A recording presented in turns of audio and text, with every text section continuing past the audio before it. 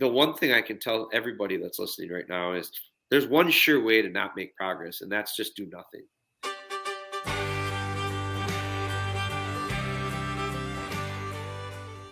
All right, Jerry, thanks so much for jumping on my podcast. And it's something I've been wanting to get you onto because I found your stuff and I really liked it. DogBoneHunter has some unique things there that are you put out a lot of content, and I had a hard time absorbing enough of it. You got a lot of it. You got an absolute lot of it. So I know I probably didn't even watch half of them because it's from your videos to the stuff you sent out. There's a lot there, and it's all really good stuff. So appreciate you helping us dog owners.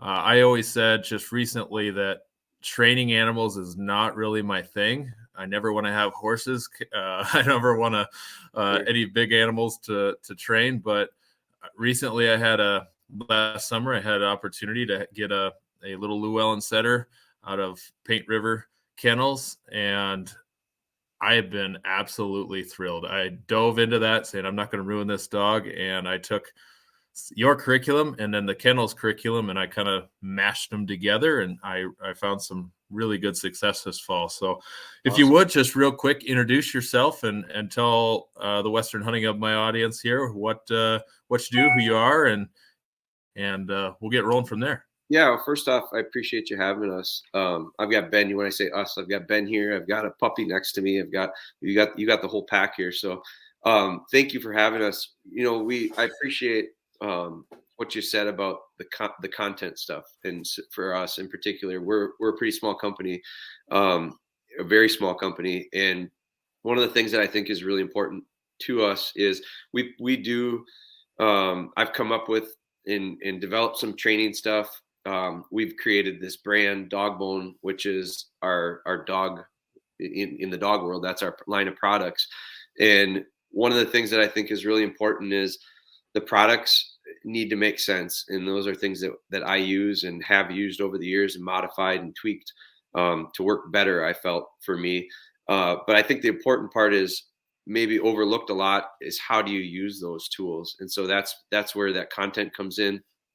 We do our best to really try to share as much as we can. And quite honestly, it's not always very, very rarely is it very polished. And so it's pretty candid.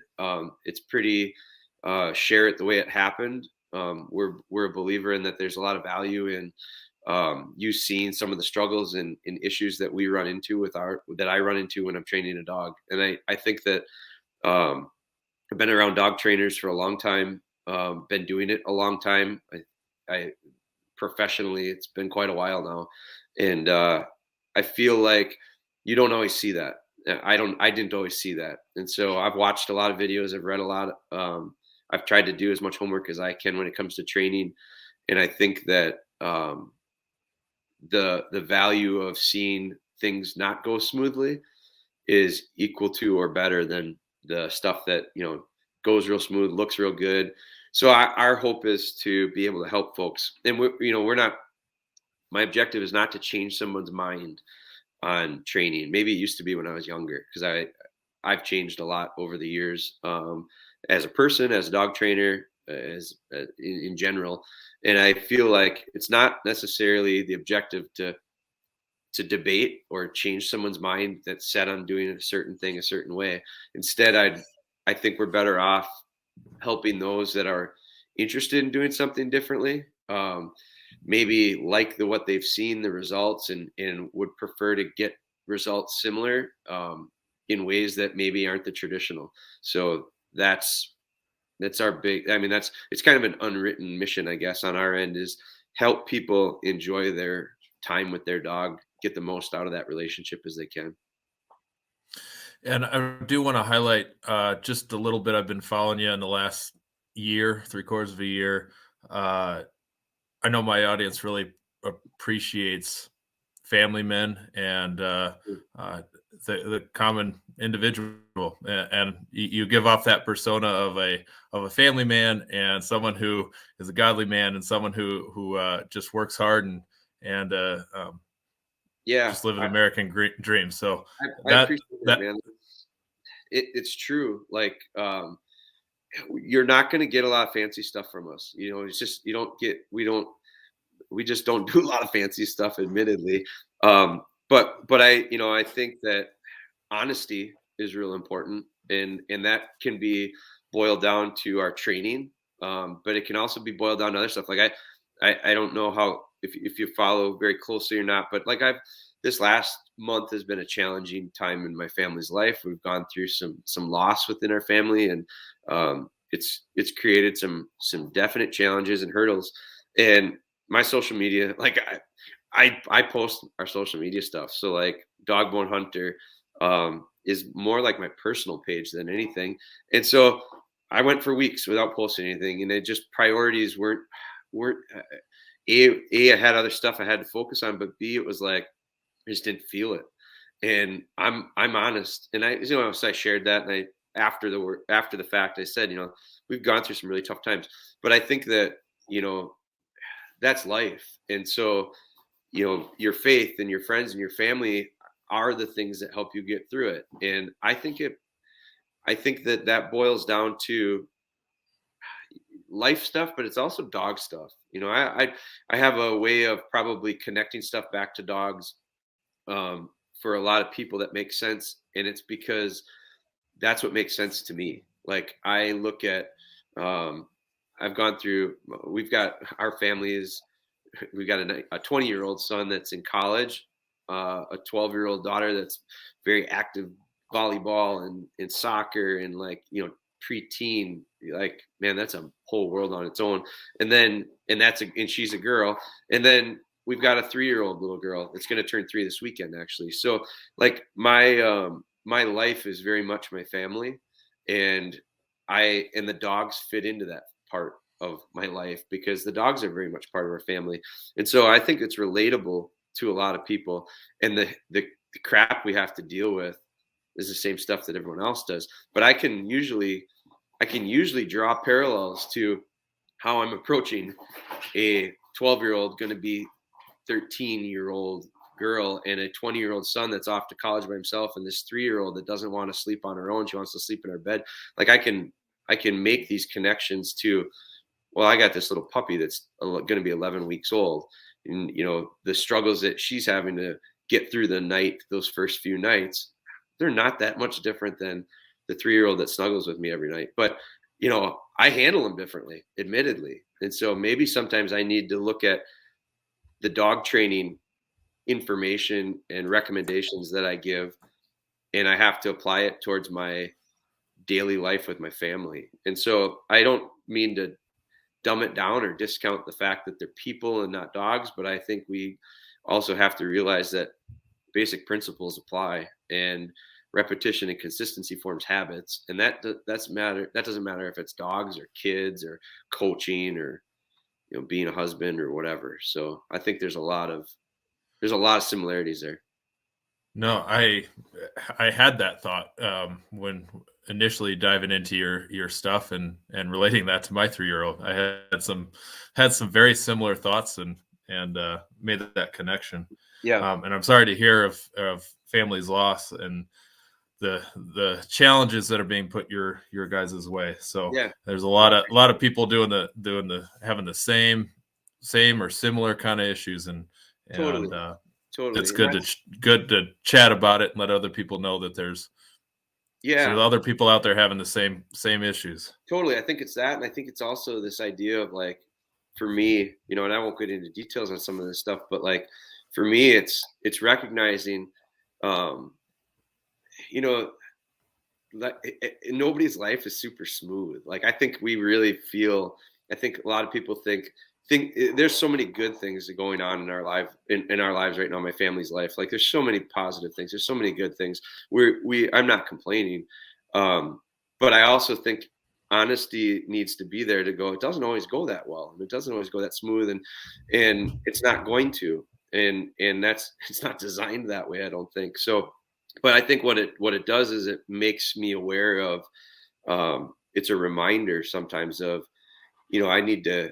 I need to be put into place a little bit, because things get going too smooth, things get going too well. And then you realize, man, there's other people that are not having such a smooth time. And so how do you start to change your mindset to be like conscious of that and recognize it and realize it?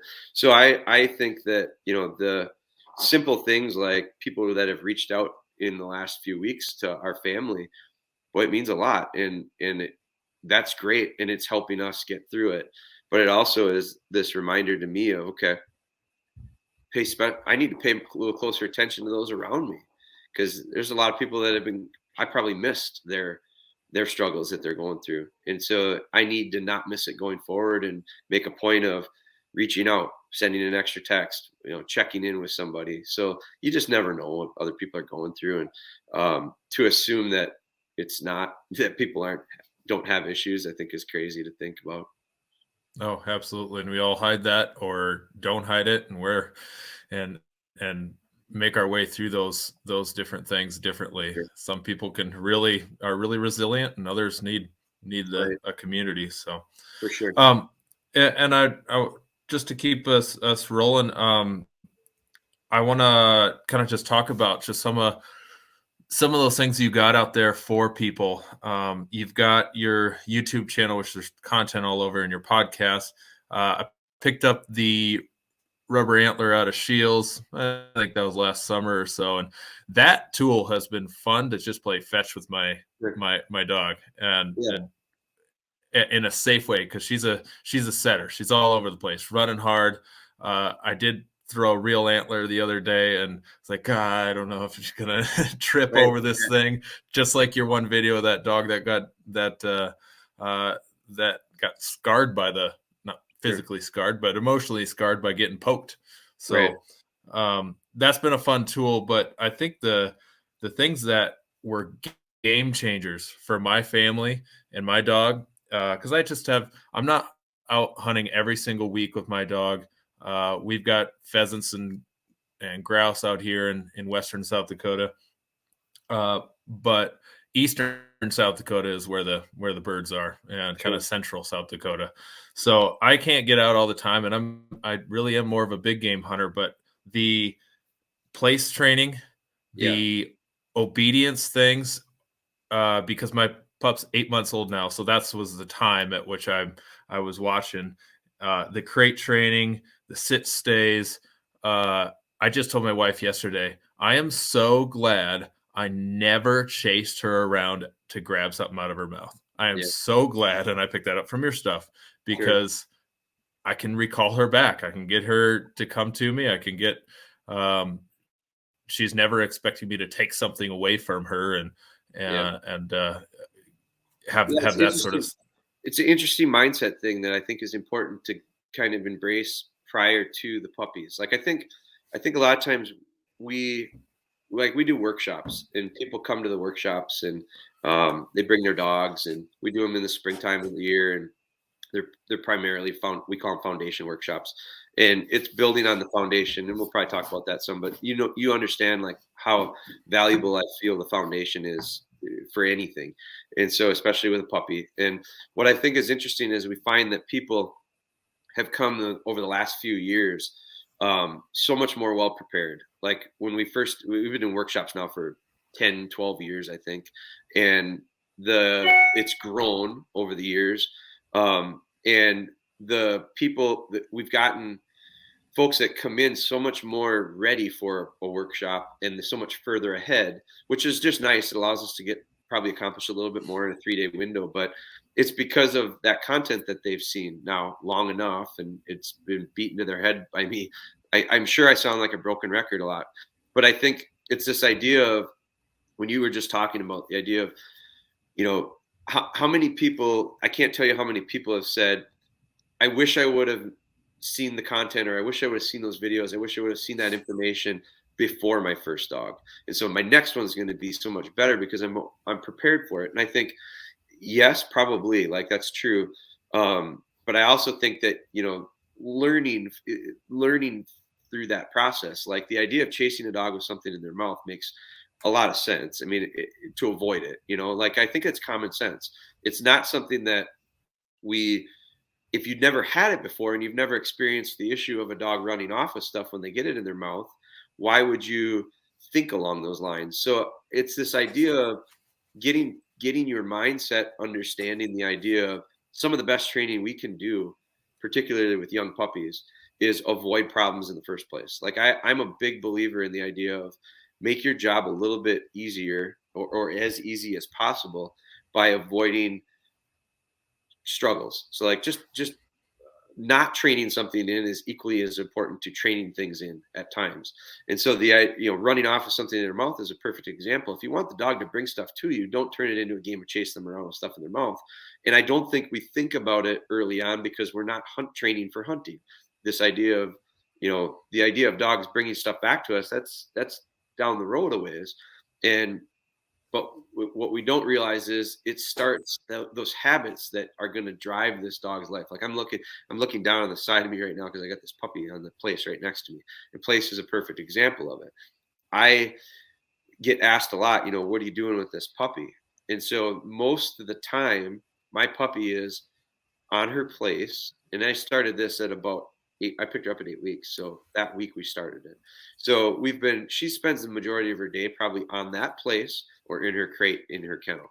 So, quiet and away from me.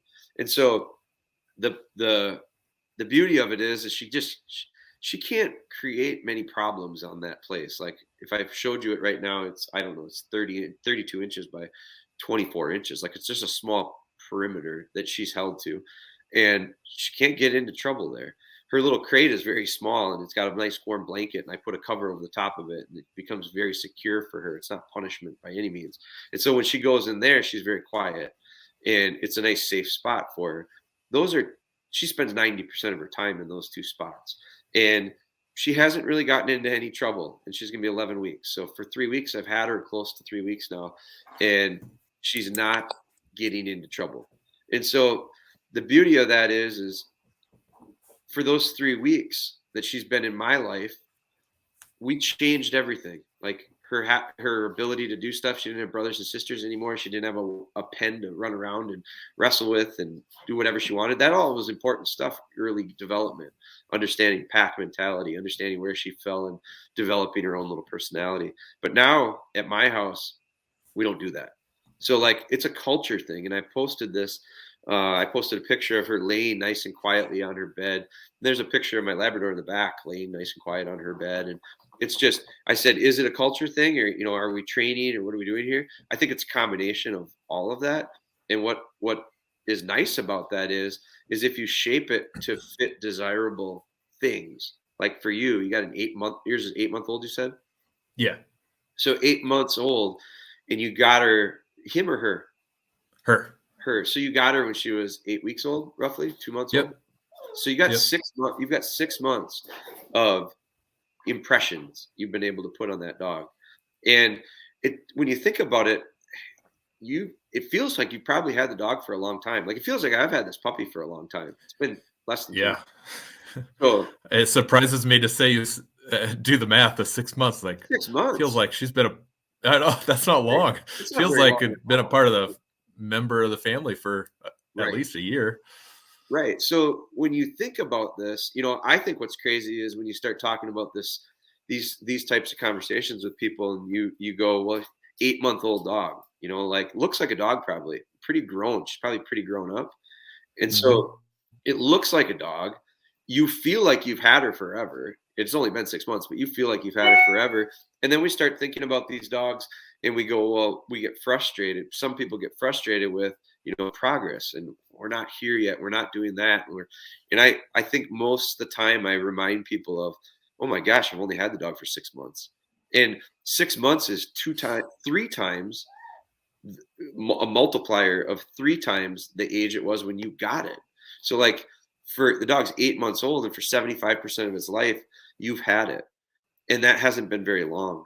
And so if you use that 6 months to your advantage and shape desirable things, which it sounds like you're kind of on that path, like life's going to be pretty good for the next 8 years or more. And so I think that we don't recognize that. I think we rush to hurry up and get stuff done.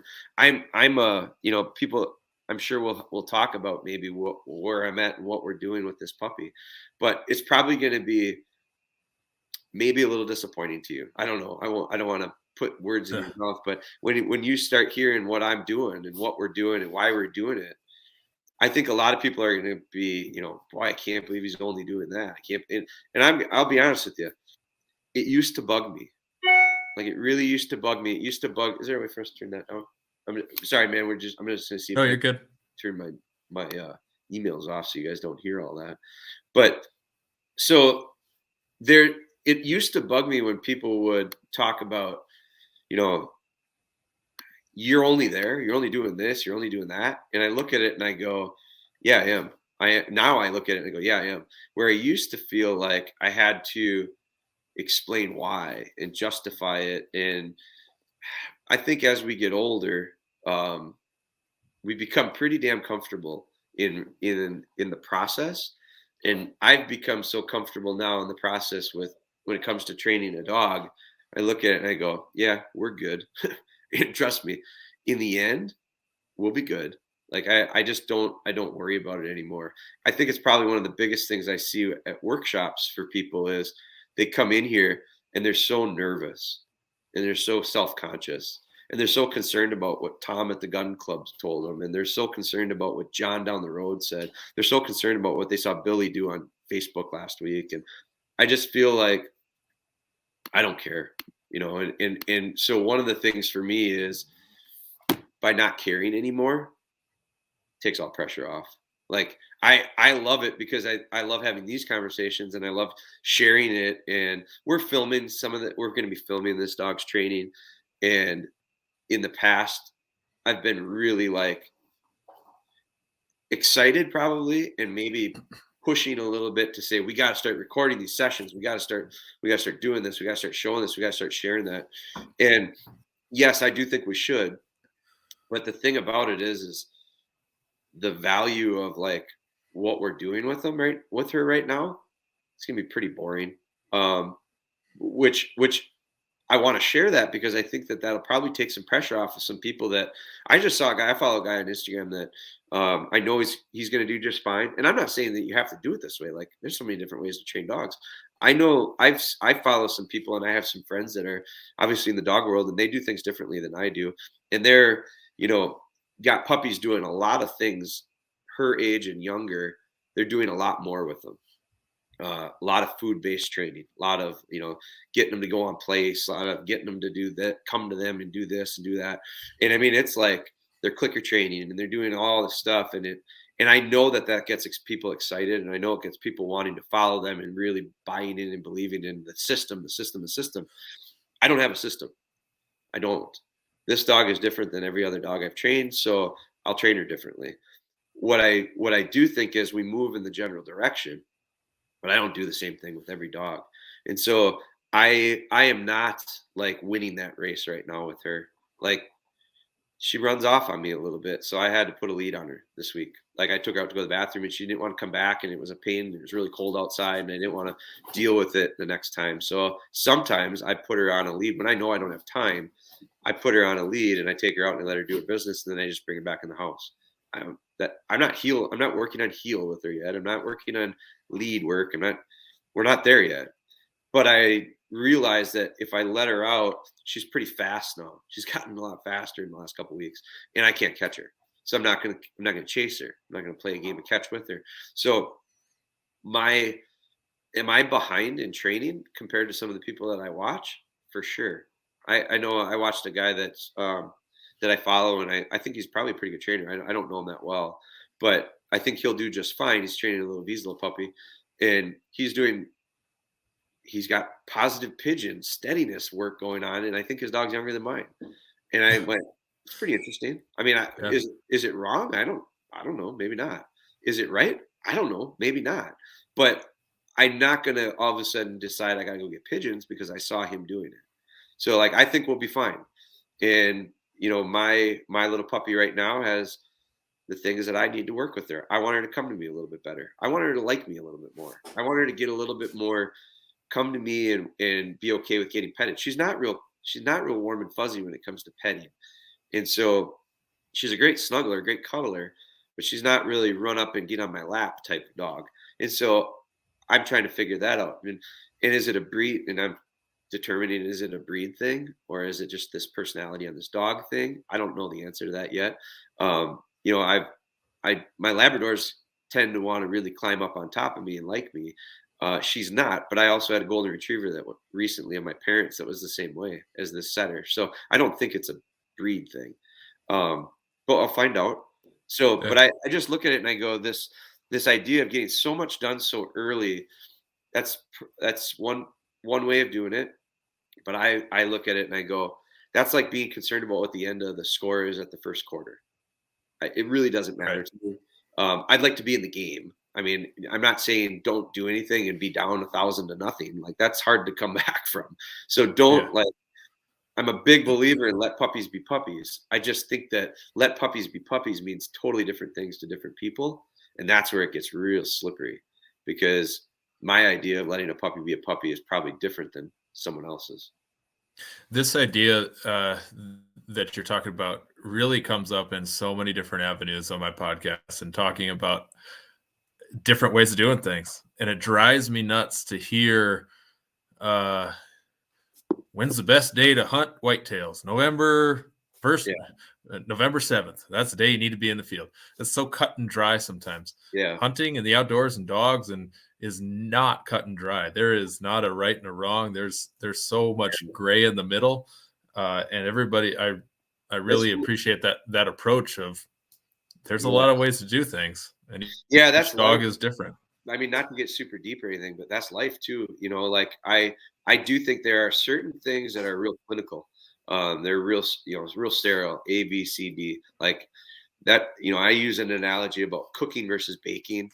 Baking is more precise. You got to have the ingredients. You can't just do stuff and have things turn out. Like it's you gotta follow the rules. You gotta follow the directions. I think certain things like building a motor. You can't just substitute a carburetor for something else. Like it's you gotta there are certain things that make mechanical things happen, and that is understood. Like I get that. That is not that's a mindset and a mentality that's different than I think the approach that I think is most favorable when it comes to raising dogs. It's like raising kids. Like there's no manual. If there was a manual, like if there was the book to read or the book to follow step by step on how to raise your kids and have good, you know, citizens that contribute to society, like that we'd all, most people would read that book. But then what would we have? We'd have a bunch of robots. Like we'd have the same thing replicated over and over and over again. And that's not human.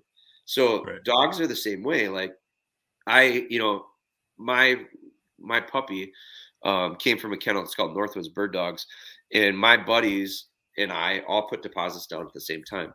We thought it'd be cool. I'll get puppies together. First setters. We're all Labrador guys, so we're all gonna get these pups. Those two got puppies out of the same litter. They got males, and so they got theirs over a year ago. I waited an extra, I don't know, 16 months or something like that, and ended up being. But the thing that was interesting to me was, I'm glad it happened that way. It just gave me an opportunity to witness some stuff. I just wrote an article for Gun Dog Magazine about that. I talked about me having the resource of these two buddies that are friends of mine that are not professional dog trainers, certainly not professional pointing dog trainers. I'm learning more from them in conversation and observation than I did reading a bunch of books that I bought. I ordered a bunch of books. I watched a bunch of videos. I YouTubed a lot.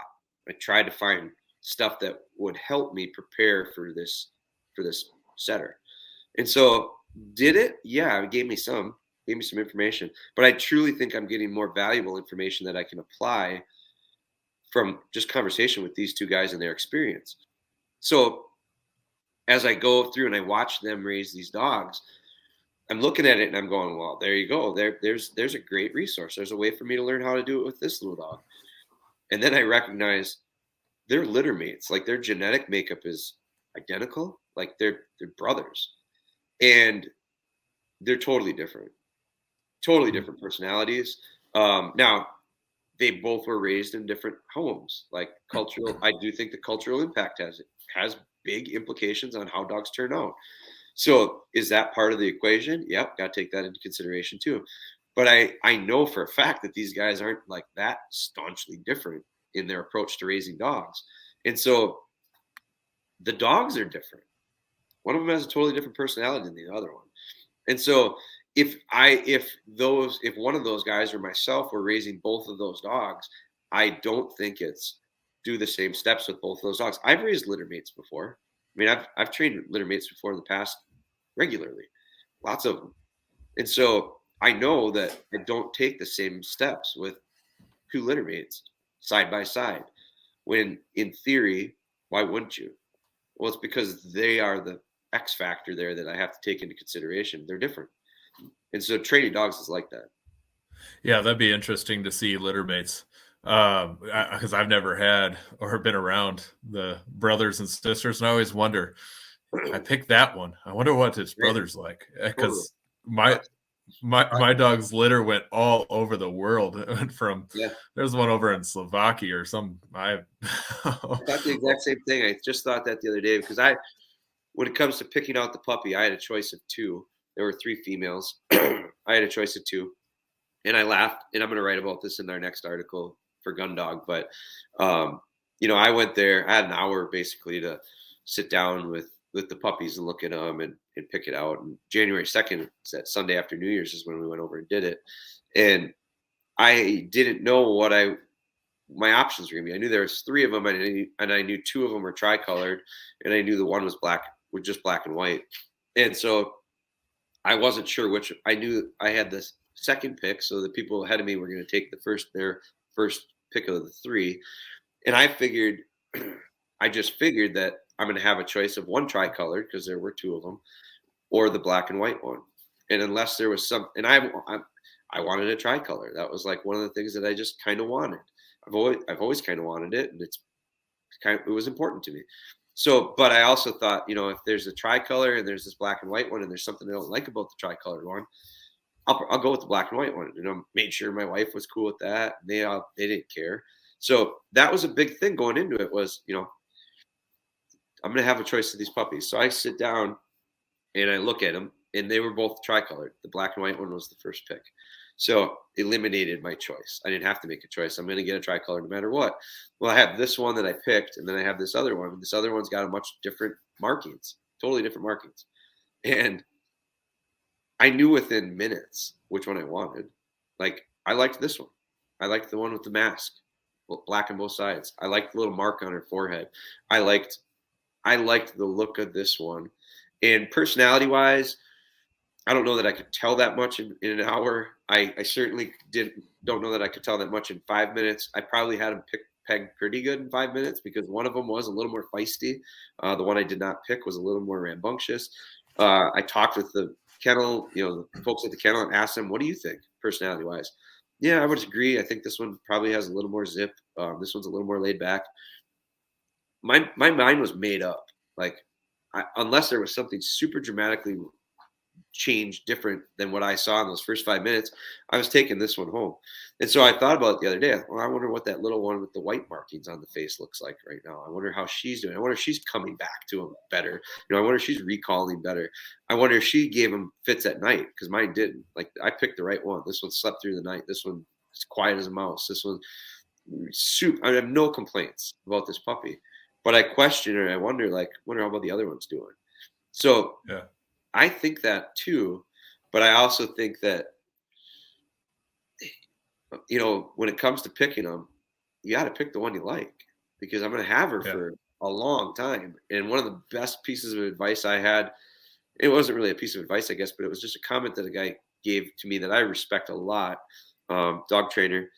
I bought breedings from him. He's over in England, but one of the things I trained a dog named Bella a while back. That very nice dog. We did a YouTube series on her, and I had more fun with that dog than I've had with any dog in a long time for lots of reasons.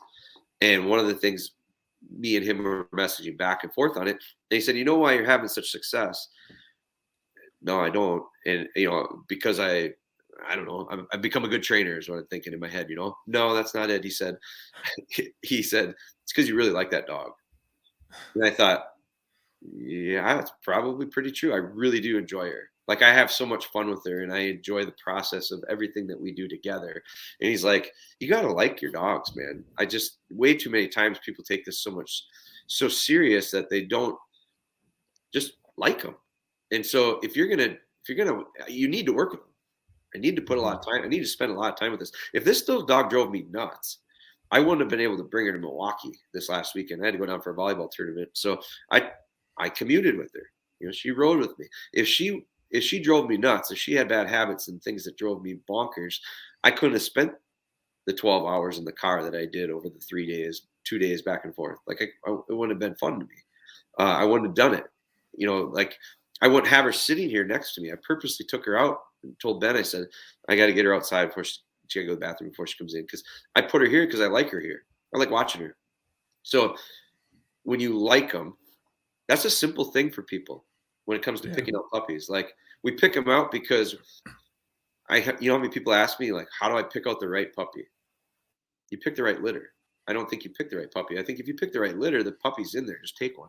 Find the one you like the most.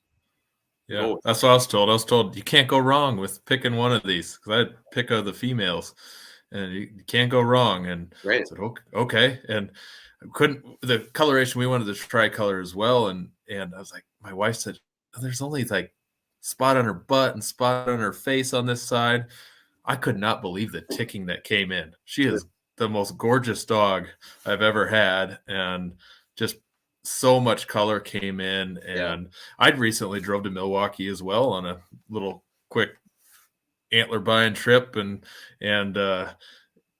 she was the best dog travel buddy ever. And it just was that same thing. I love her and part of the family, more, right? I mean, it makes you go, man, I want to spend more time with you. And I do think that, you know, it's one of the reasons my dogs have gotten over the years continued to get, I think, better. Like, you know, I look back over the years and I've had some really nice ones. I mean, I've trained some very nice ones for clients, and I think it's a continually improving thing. I think the end product is getting better and better and better. And I think it's not just one thing. I think it's the dogs themselves, the genetics. I think I've become way better at selecting the right puppies for me. Like, and I think that's an important part of it. But I also think that, have I gotten to become a better trainer? Probably. I've learned, I've just experienced enough now, and I continue to experience more that makes me a little bit more versatile. Like I can adjust better. I can read things better. I can avoid things from happening better. So that's part of it. But I also think that I like it a lot more. There was a time in my career that the dogs are not the focal point of our business when it comes to income. Like I have a really bad setup. My structure is not smart when it comes to training dogs. Like we'd go out of business if we did it the way I don't charge based on time. We're not a kennel. We don't bring dogs in for, 1 month, 3 months, 6 month type stuff. We don't do that. We get puppies. We train them. They go home when they're ready. The people are ready and I'm ready. Like I raise dogs like I would my own. Like that's how we do it for clients. So I think that there was a time when I was doing more of them and it became such work. I hear people talk about grinding it out, the grind. And I look at it and I go, man, for some people that's okay. The last thing I want is the part that I love the most, which is when it comes to our business, dog training products. Without the dogs, why have products? Like the dogs are an essential part of this. So for me, the part that I love the most, the part that started the whole company is the dogs. And so if I don't like that part, I can't do a very good job at the rest of our business. And so when I trained a lot more of them, it got to the point where, man, I was frustrated. It was things weren't going as well as I had hoped. There was and the reality was there was too many of them. There's too much of it, and I'm not enjoying it. And when I'm not enjoying it, it makes it a challenge to want to go grind it out. I don't want to get up and grind anything out. Like I want to get up and go, I'm excited to go work with this dog, or I'm excited to go work with these dogs. And so when you change your attitude about it, and for me, it was do less of them. Like, do less of them and enjoy every one of them. And all of a sudden now, like, my wife puts me in check a little bit once in a while when I talk about maybe, maybe another puppy, maybe another one of these, maybe another one of those. Getting the setter was not, my family is 100% supportive of the idea, especially now. But like, there was a little bit of a window there where it was like, do we need another dog? Do we want another dog? And my answer was yes, I do. I think we do. But you got to have everybody on board, and you got to have, so it's going to be fine. She'll fit right in. She'll, I think part of it is understanding that she's not that different. She's a similar dog to what we're used to, but I enjoy it. And I think the beauty for people that are listening to this is I hope that most of you are not doing this to grind it out. Like, maybe you are. Maybe that's your aspirations. Become a kennel, be big, have lots of runs, have lots of dogs. I don't know that I'm the guy probably to listen to as much, because I might tell you some things that that you hear and go, man, that's not the route I really want to go. And so I think you got to be careful. And I think I get off track, but like that idea of when he told me the reason that dog's turning out so well is because you're really enjoying it. I think that making a point of enjoying the whole thing, the process from start to finish, is the way to find the most success. It really is. Yeah. And what kind of setter? What's her name? Her? He? Yeah, her. What's her name? So that's a good question. It's almost a dedicated podcast in its own right. So her name, she's an English setter, came from Northwoods Bird Dogs, Jerry Coulter and Betsy Danielson. Great people. Probably the people are what sold me on the kennel as much as anything. Clearly, we went and visited the dogs a couple times. I knew some people that had gotten dogs from them. I'm a user for grouse and woodcock, so foot hunting. We have a cabin up in northern Wisconsin. It's where I'm from originally. My parents live up there now. They've retired up there on the lake. My sister and her family have a place up there on a different lake, on the lake that my parents are on. We got a place on a different lake, pretty close. So it's just like this fit. Like I've gotten back into the bird hunting a lot more. So this is the dog that I wanted. I've always wanted to have one. I wasn't going to hunt them the way I needed to, even though I wanted one. For years now. And quite honestly, I didn't know it wasn't good. I didn't know the English setter was the one for me. At first, it started out a pointer. I was into pointers themselves and looking at LHU style or looking at different pointers. And I ended up over the few years kind of evolving to the idea of I like the warmth of these English setters. They remind me a lot of our Labradors when it comes to connection and feel and their eyes and that warmth. And so we'll see if that was smart on my part or not, but put a lot of thought into it. Her name is Maquina. And so Maquina is Spanish for the machine. So there's a book called For Whom the Bell Tolls, Hemingway. So I don't read books. I've not read a lot of books in my life. I've read a few, but I listen. But I listen to them. I got this app, Audible. My wife's a big reader, so she has this app, Audible, and I've got it. And there's some really good. Breaking news: there's some really good books out there. Like there's a lot of really good books out there and good information. And I'm into a certain style. I like documentary type style. I like based on a true story type stuff. So I've listened to Audible books over the years, and it's become something I release a little bit of stress in the truck. So I listen to these books. Well, I like Hemingway stuff. I'm a trout fisherman more recently in my life. I like going up to the UP, Upper Peninsula, Michigan. Hemingway wrote about it in his childhood. Same places, same streams that we fish. So it's just, there's a lot of connection for me there. So I've listened to some Hemingway stuff. Well, For Whom the Bell Tolls is a book he wrote. A lot of people have read it, I'm sure. In that book, they talk about the Maquina, and it's the machine gun. And so I listened to that book. a couple years ago, and they say it so often, and I kind of like the way it sounded. To be honest, the way he pronounced it, Maquina, the Maquina, the Maquina, get to the Maquina. So I was like, man, never really thinking about it as a dog's name, but I heard that in my head because I listened to that book. Well, when we got her, there's another author called Gordon McQuarrie. I don't know if you're familiar with Gordon McQuarrie or not. Wisconsin writer, early 1900, born in 1900, died in 1956.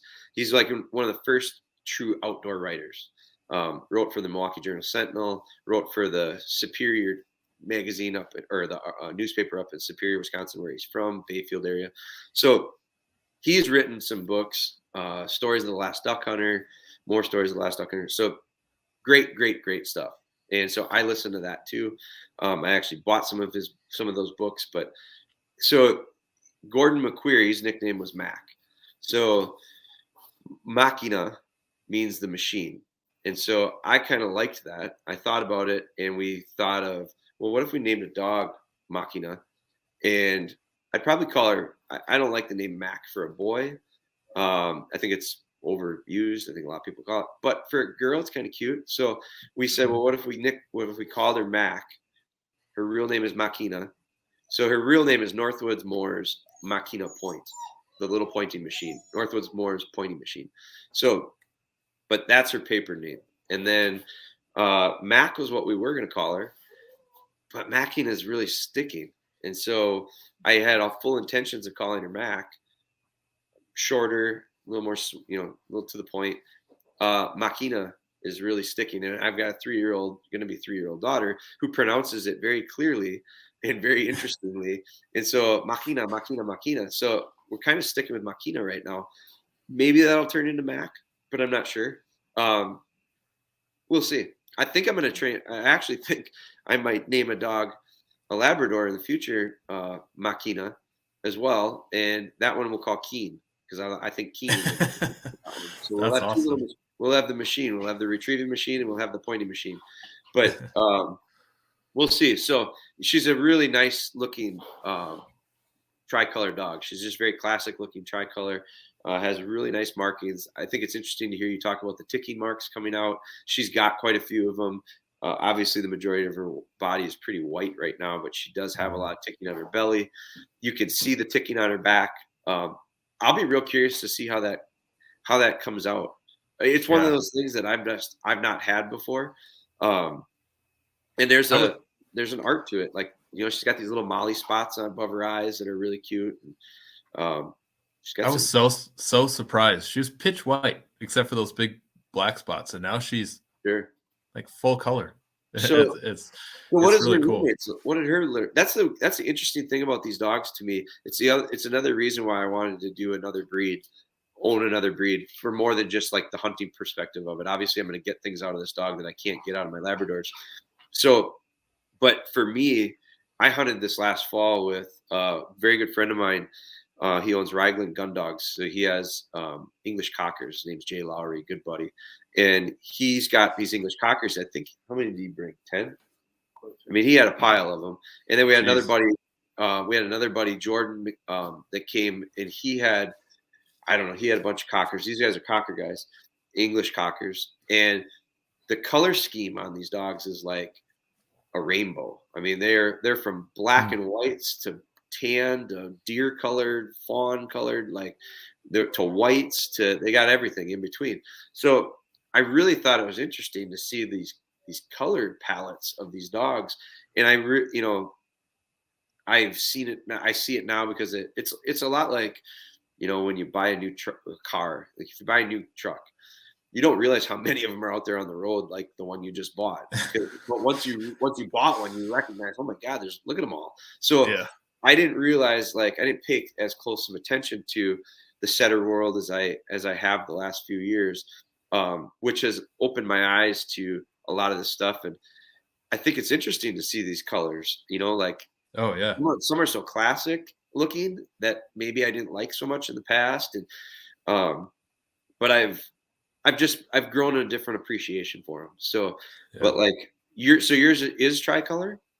Yeah. And yes, she is. And just the one big patch on the one side and the other is all this splotchy, tricolor. I'll send you a picture when we're done. Yeah. But her litter mates, the males were all really dark, lots of color as pups, and the females were all really light, just a few spots. Even one with just all white except one on the hind end. Huh. And we had picked out the black and white one that was a lot of color because we wanted a lot of color. And we realize now that one would have been dark, really, really dark. And Yeah. she just has that perfect blend of what we were looking for. So it's really, you think about all those non-hunting dogs out there that people pick them out when they're cute. Well, they change a lot when they're not a puppy. Right. And, So what was mom and dad like on your litter? they were dark. One was pretty similar to what she's turned into. The male or the female? Both of them were had lots of color, but not that light. He has a few dogs that just the brown and the white, and they're not a lot of color. But both these dogs had lots of color. I think one was just black and white, and the mom was tricolor. So which one do you think your dog looks most like, mom or dad? Mom. Yeah. Mom for sure. Yeah. Because I do think that we see it with our Labradors too. Like, I don't know so much with the color, but we see some characteristics and traits that, that I'm a believer in. You breed strengths to dogs. Like, I don't look to breed strengths to weaknesses and try to get a balance somewhere in the middle. I don't think that works. I think what happens, and everyone's got their own ideas when it comes to breeding stuff, but I feel like you look for strengths, because when I'm looking at puppies, when we have litters, and we've got one, we do very limited amount of breeding here, but we've got a litter on the ground that will be on the ground at the end of this month. She's due, and so I found that when those puppies get older, they are pretty distinctly one way or the other. They're either more like mom or they're more like dad, and I think that they take on characteristics. And I think a lot of times it's physical too. Like the ones that physically look a lot like mom act a lot like mom is what I have found. So I think it's interesting. We'll see. That's the art when it comes to the breeding part of it. Yeah. And I really want to respect your time and let you get back to your day, but I want to keep it within Sure. that hour or pretty close. But we got shed hunting season coming up. Yep. And I kind of took a big break on some training stuff because we were doing in the field training. Yep. And actually I take that back, taking some of your advice. Every moment is training and creating that habit. So I haven't stopped training. It's all continued. But with shed season coming up and everybody just thinks they want I want a shed dog. I want a shed dog. What's some quick tips for those people hitting the field? And I'm hitting the shed hunting stuff on my podcast a little differently because there's definitely some ethic pieces that got to be taken into consideration. I'm seeing people going out already, and it's like we got to leave some of this wildlife alone for a little bit. Sure. Especially our elk here. But what tips do you got for running dogs? And I'm planning on just taking my dog for a walk and getting her used to the antler, but I don't have high expectations for making my dog into an amazing shed dog. It's just she's my buddy, she's my hunting buddy, and she's gonna go along. Well, I don't think having the conversation regarding developing shed dogs and take out sheds and plug in grouse dog, take out grouse dog, plug in duck dog, take out duck dog, plug in family dog. Like I don't know that the roles. Yes, there's obvious things that you want to do for preparation. That's probably a little bit different. But when it comes to it, I think it's a really common question that you're asking, and I'll be just so I'll answer it the best I can. But I also want to answer it in a way that isn't the same article that everyone's written and everyone's read in Outdoor Life and Field and Stream and this magazine, that magazine, and I'm not bashing on any of that stuff, but I think what we have developed into as a society of sportsmen and women that are into hunting and outdoor activity stuff is we would like to have the top 3 things to work on prior to shed season. Just like we want the top 3 list of things to kill a buck during the rut, and we want the top 3 things to, you know, bagging a limit of late season mallards. Like there's no, so I don't have that answer, unfortunately. What I look at it is when I start talking about getting ready for shed season, I think it all depends on everybody's situation with their dog and where they're at in their training journey.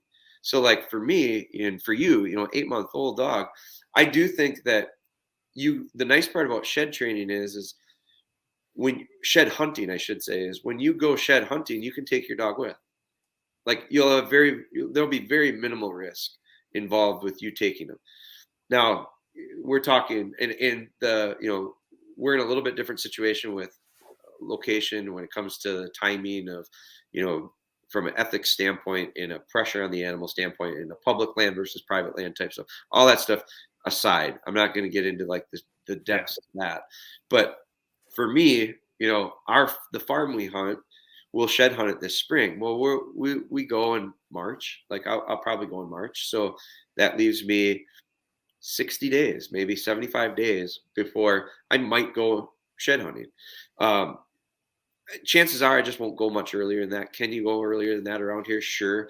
You can walk the trails, but you're limited with what you're going to be able to potentially see. And so, but for me personally, in March, when it first starts to melt, that's probably when I'll go. Well, March is, let's just say it's 3 months from now.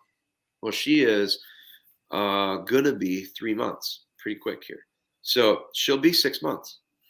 So can I take her shed hunting? For sure, I can take her with me. To be honest with you, for her personally, I don't have aspirations and intentions of necessarily developing her into a shed dog. What I'm going to do is I'm going to take her with because we have a lot of grouse, and in March they'll start drumming already by us. So like they'll be in areas, and we jump a lot of grouse when we're shed hunting because we find ourselves in areas that are conducive to finding antlers and rough grouse in the spring. Like that's just habitats overlap. So what I'll do is I'll take my Labradors and we'll look for sheds, but I also will have her with, and I hope she finds some bird contacts. Like I think I'll have some opportunities to have some wild bird contacts. So that would be great. But what I'm looking at is if you have that 6-month-old dog, 8-month-old dog, 10-month-old dog, 2-year-old dog, it's going to all depend on where you're at in your training. And if you go out unprepared for training with your training, if you go out and you really haven't worked on much, you go out and you shed hunt with them. The nice part is you don't wreck anything. But I also think you got to look at it and go, I got to have realistic expectations. I don't know that I'm going to go out there and be upset or frustrated if the dog runs over antlers because that's the preparation they've had. So the difference with a duck dog is you can't just take a duck dog that's not prepared. You just can't take them. You can't just take them duck hunting. You can, but you run the risk of creating a lot of issues. Like there's a lot of uncontrolled things. There's a lot of things that really need to be in place in order to have that dog not only be successful, but not create lots of issues. So I think that it is a totally different approach. So for you, when you go shed hunting with them, you've already started, it sounded like you've already started with that training dummy. Your dog has got some pretty natural retrieve, it sounds like. Yeah. And actually her point is not really coming in, but we've hunted a lot of wild pheasants and pheasants that are not holding tight. So and with some other dogs, so we haven't had that time to really, or even our opportunity for that point to really come in, other than out the window with the rabbits and the turkeys. But there's a lot of instinct for her to cover ground, and her nose is, I'm so proud of her. Her nose just works, and she's looking and using her nose. So I think go ahead. So I think that because I love the approach you've taken to this point of, she retrieves. So she picks up that dummy, she picks up that antler dummy and likes it. It's fun. It's positive. Mm-hmm. And if she likes to retrieve to you and you've encouraged that and have her recognize it's not a bad thing to bring stuff back to him. In fact, it makes him pretty happy. All of a sudden, all of that stuff is imprinted in that dog's head of, this is something that pleases him.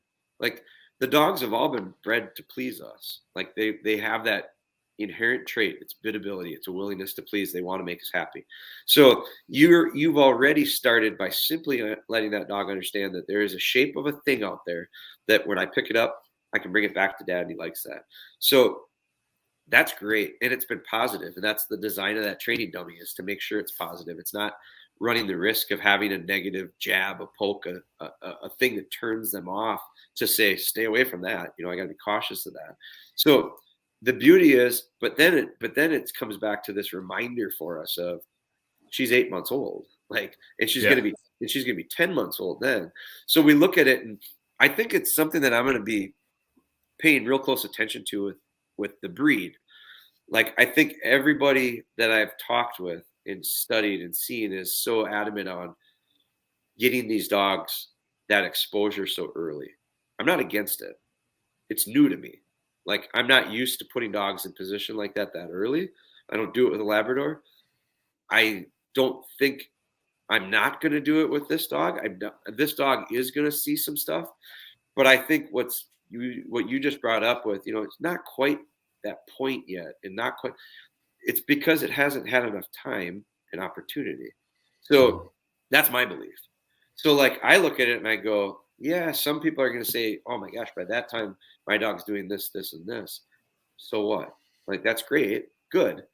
You'll get there when and I can't tell you how many people I've talked with in the last 18 months that are friends that are going down the similar path that I am. It's not just my two buddies. I know other people too. And the idea of light bulbs turning on for their little setters, for their little pointing dogs, these light bulb moments where all of a sudden it clicked and the dog did it. And they knew that had it in them, but they were a little bit wondering, where the hell is it? Why isn't it coming out?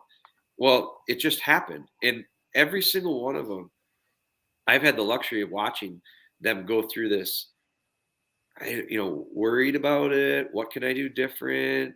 Maybe trying a bunch of different things, getting a bunch of different opinions, going left, going right, going left, going right, going left, going right. And the reality is, when it was all over and said and done with, it just took the time in order for it to happen. And as much as we want to do it faster, as much as we want to push that time, we're not able to. That exact same conversation could be had about retrievers. I can't tell you how many times I've wanted the dog to do it because it should be doing it. It's this old. I've been doing this. It knows how to do that. It has all the things that every other thing dog had when it happened, and it's just not happening. And then all of a sudden it happened. Well, that gives me so much hope and excitement to see that come happen, because the English setter, Llewellyn setter, pretty close breed, I would assume. And that dog is so smart. Those setters are just so stinking smart that I'm sure it's just going to come. And you're the second person that's told me that same thing. It's going to come, she's going to figure it out. I watched my Golden my Llewellyn try to get a ball or toy or whatever out from underneath her elevated bed. Yeah. She did that way different than my Golden. Sure. She figured it out instead of just pawing at it. Sure. She's stinking smart. Yeah. So it was cool. Yeah, to see. The IQ on these dogs is really high, from what I've seen, and so that's great. I think we should, that's a positive thing. I think what I usually, and you may have even heard me say this before, but again, I am repetitive. I'm a broken record with a lot of things. And I do think that one of the best ways to speed things up, everyone's looking for efficiencies and wanting to speed things up. I think one of the best ways to speed it up is to slow it down. And it sounds a little bit counterproductive, but when we really try to push stuff on dogs to get it to happen, and the same is true with business, the same is true with relationships, the same is true with stuff that we do in life. The more focus we have, watch pot never boils. There's some value in that. If we just can't give it an opportunity to happen, it doesn't happen. And sometimes it's taking it's taking that focus of ours away from it and allowing that to happen. And I do think that it's a part of dog training that's really helped me in a lot of spaces dog wise, but also outside of the dogs. And I just, it takes an extreme, it takes us this point where we have to get past certain things within ourselves. Like it takes some confidence, for you. And how do you get that confidence? That's the question. How do you get that confidence if you've never done it before?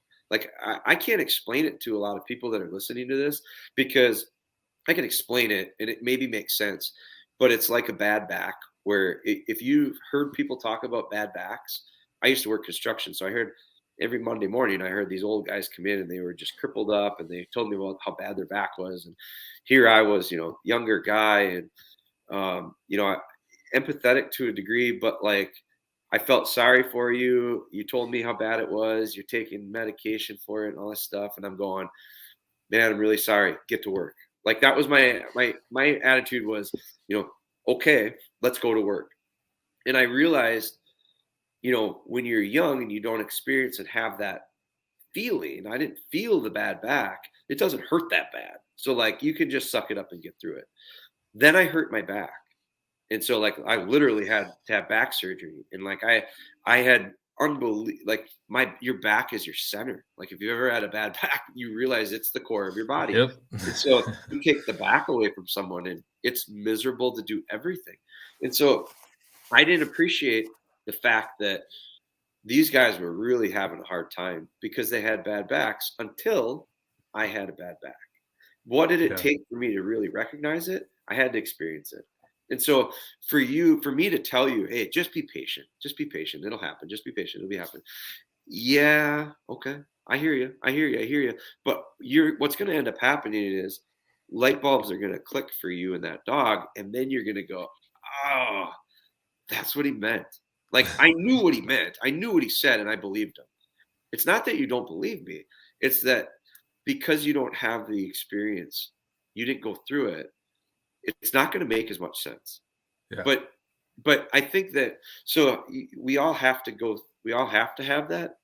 And the one thing I can tell everybody that's listening right now is there's one sure way to not make progress. And that's just do nothing. Like you can't do nothing. Right. So for the shed hunter that wants to go shed hunting this spring and develop a shed dog, go shed hunting, take them with.